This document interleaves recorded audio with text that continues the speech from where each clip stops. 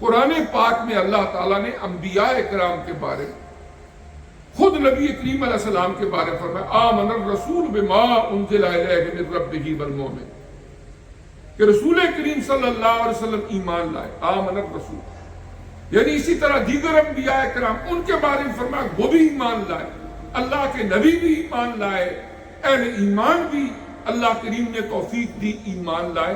اور جب ایک بندہ کسی چیز کے بارے میں ایک نظریہ پختہ کر لیتا ہے اور وہ اتنا پختہ ہو جاتا ہے کہ دنیا کے اندر کوئی بندہ 1000 دلائل اس کو دے، وہ ان کو رد کر دے، کہ نہیں یہ بات جو میرے ذہن میں بیٹھی ہوئی یہی حق ہے۔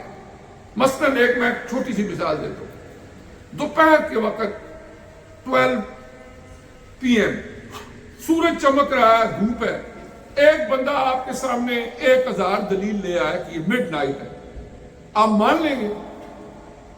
اس لیے کہ آپ کا دل گواہی دیتا ہے کہ دوپہر کا وقت ہے، رات کیسے ہو سکتی ہے؟ وہ کہہ نہیں دیکھو یہ پرندے چہچہا رہے ہیں، ٹھنڈی ہوائیں آ رہی ہیں، یہ ہو رہا ہے وہ ہو رہا ہے، لوگ سوئے ہوئے ہیں، دوپہر کو یہ رات ہے، آپ نہیں مانیں گے، اس لیے آپ کا دل گواہی نہیں دیتا۔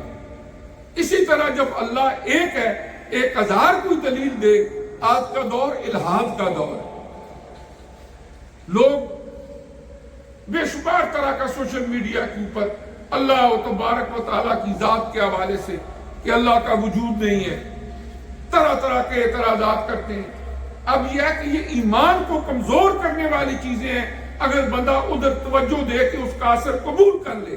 مومن بندہ کوئی کروڑ دلیل بھی لیا ہے، اس کا اتنا پختہ اندر عقیدہ ہوتا ہے کہ اللہ ایک ہے، وہ کوئی دلیل اس پر اثر نہیں کرتی۔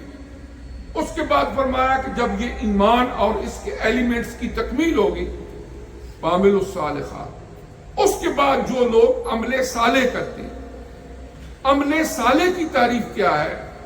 ہر وہ عمل جو مختلف ادوار کے اندر اللہ کے حکم سے اللہ کے نبی اپنی امتوں کو کرنے کا کہتے رہے کہ تم نے یہ عمل کرنے ہیں، وہ صالح عمل۔ یہ نہیں کہ آپ اور میں اپنی طرف سے کہ نہیں کام تو اچھا ہے ہم کر لیتے ہیں، عید کی نماز پڑھ رہے ہیں، اذان دے دو جی کوئی بات نہیں، تکبیر کہہ لو کوئی بات نہیں، ذرا لوگوں کو پتہ چل جائے گا، کون سا ہم نے کسی کو برا بھلا کہنا ہے، تکبیر ہی کہنی ہے۔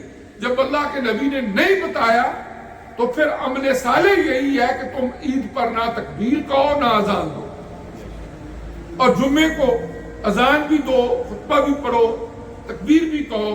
یعنی مقصد یہ ہے کہ جو کچھ بتایا یہ عمل خیر ہے، وہی عمل صالح ہے۔ اپنی طرف سے کسی دور کا کوئی بندہ اگر کوئی من گھڑت چیز اس میں شامل کرتا ہے تو بدعات ہوں گی، خرافات ہوں۔ فرمایا جو لوگ نیکی کے عمل کرنے والے ہیں۔ اس کے بعد فرمایا جب یہ رستہ اتنا آسان نہیں، اللہ تعالیٰ کے انبیاء زمین پر آئے، تبلیغ کرتے رہے، 25 انبیاء وہ ہیں جن کے نام اللہ نے منشن کیے ہیں قرآن پاک میں، ان سب کی لائف ہسٹری پڑھ لیں۔ ہر ایک نے دنیا کی زندگی کے اندر تھوڑا عرصہ یا زیادہ عرصہ مشکلات برداشت کی، مخالفت برداشت کی۔ کوئی بھی نبی ان کے حوالے آیات آپ پڑھ لیں، فرمایا ایک بات یہ ہے کہ اس پیغام حق کو، اس روشنی کو جو اللہ نے تمہیں عطا کی ہے، ایمان کی اور اعمال صالحہ کی، اس کو آگے مخلوق خدا تک پہنچاؤ۔ وتواصوا بالحق،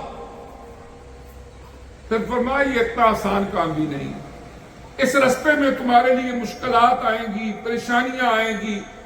فرمایا وتواصوا بالصبر، پھر اس کے بعد تلقین کرو صبر کی کہ صبر اور حوصلے کے ساتھ اور ہمت و استقامت کے ساتھ اس رستے پر تم چلتے رہو۔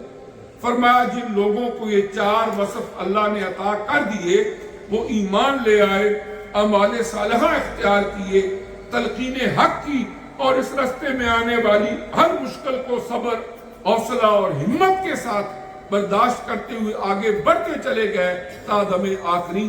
فرمایا وہ کامیاب و کامران ہو گئے، اور یہ ہے وہ راہ نجات جو اللہ نے سورہ العصر کی ان 3 مختصر سی آیات کریمہ کے اندر عطا فرمائی ہے۔